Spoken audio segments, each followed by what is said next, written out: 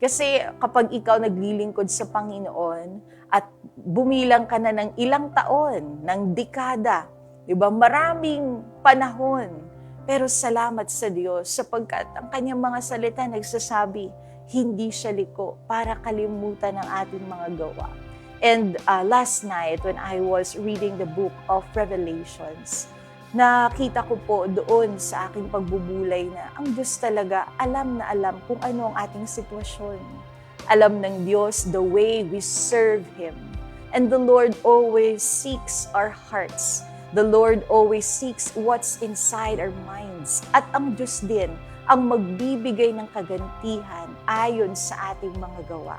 Kaya ang sabi ng minamahal na Apostle Jonathan kahapon, ayon sa 1 Corinthians 15 verse 58, magsitatag at huwag makilos. Magpatuloy sa paglilingkod, magpatuloy sa pagtatapat sa Panginoon. Dahil sabi nga, ang Diyos may inilaang gantimpala doon sa mga mapagtagumpay.